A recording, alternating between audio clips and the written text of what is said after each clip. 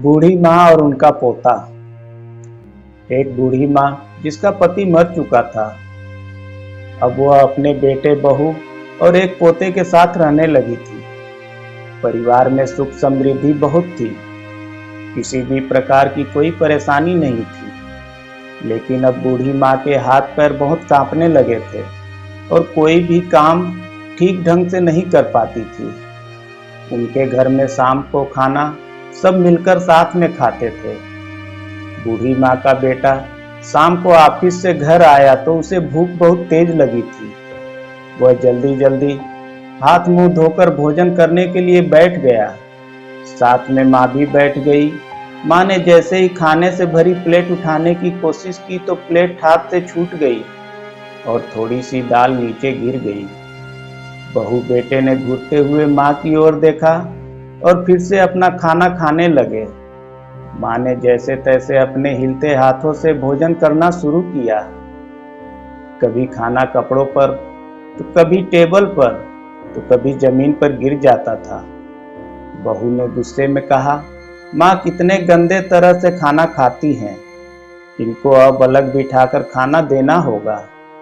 ऐसे तो मुझसे नहीं खाया जाएगा, मुझे घिन आती है।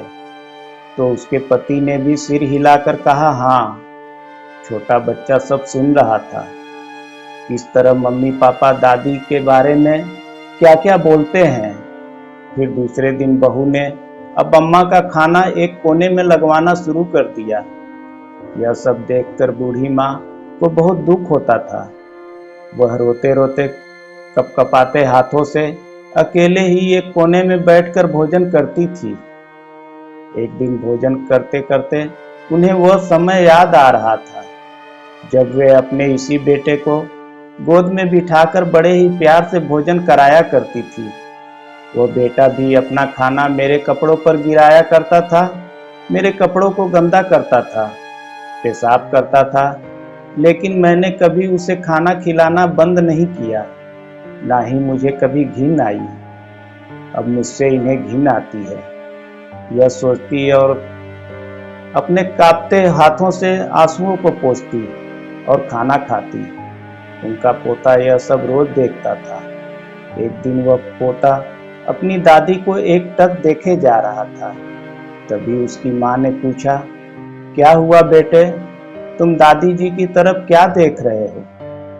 अपना खाना जल्दी खाओ। बच्चा बोला, मम्मी मैं देख रहा हूँ, जब मैं बड़ा हो जाऊंगा और मेरी पत्नी आएगी तब आप दोनों बूढ़े होंगे और आपके भी हाथ पैर कांपेंगे। तब आप दोनों को भी कोने में बिठाकर खाना कैसे दे पाऊंगा? बच्चे के मुंह से ऐसा सुनते ही दोनों सन्न रह गए। दोनों को जैसे बिजली का करंट लग गया हो। उस बच्चे की बात उनके मन में बैठ गई थी, क्योंकि बच्चे ने नादानी में ही अपने माँ बाप को एक बड़ी सीख दे दी थी। तब से वो लोग माँ को कभी अलग बिठा के खाना नहीं खिलाते। अपने बूढ़े माँ बाप या अन्य किसी भी बूढ़े व्यक्ति के साथ ऐसा व्यवहार न करें जिससे उनके मन को ठेस पहुंचे, क्योंकि एक दिन हम सबको बूढ़ा होना है।